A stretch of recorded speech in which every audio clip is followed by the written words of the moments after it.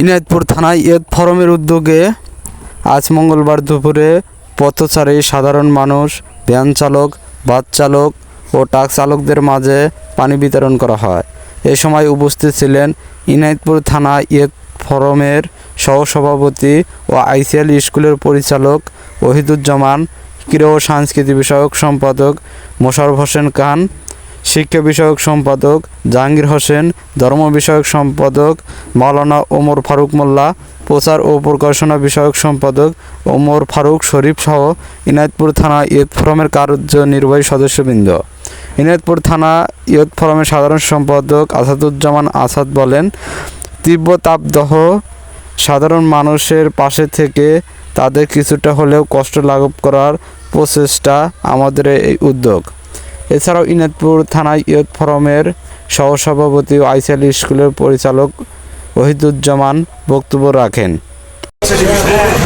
এবং এই সংগঠনের কাজ হচ্ছে যে সাধারণ মানুষের কাছে, সাধারণ মানুষের দোরগোড়ায় একটু হলেও সহযোগিতা করা, সামাজিক অসংগঠিত যে সমস্ত কাজগুলো আছে এই কাজগুলো নিয়ে আজকে আমাদের যে এই যে যুবকদের যে উদ্যোগ, ইয়ুথ ফোরামের যারা সদস্য রয়েছে তারা মূলত কাজ করতে যাচ্ছেন যে সমাজের অসহায় সুবিধা বঞ্চিত সমাজের অসংগতিগুলো দূর করতে তারাই তাদের দৃঢ় করতে পারে। এবং আজকে যেটা হলো সেটা হচ্ছে যে এই যে দুর্বিষহ যে গরম এবং এই তীব্র গরমে মানুষের জীবন কিন্তু আসলে একেবারে হাসপাতাল হয়ে গেছে।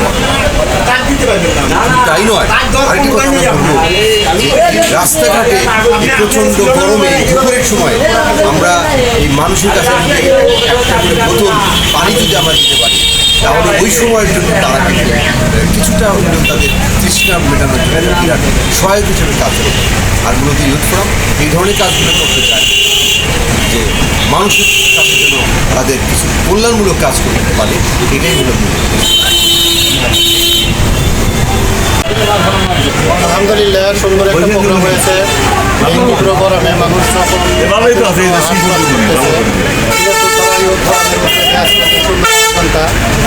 অনেক পানি এবং খাবার চালায় সহ অনেক কিছু হয়েছে। মানুষের মধ্যে একটা খুশি একটা আশ্বস্ত ভাব চলে আসছে। ইনায়তপুর থানা ইয়ুথ ফোরামের আজকের সুন্দরভাবে সফল করার জন্য সকলকে ধন্যবাদ।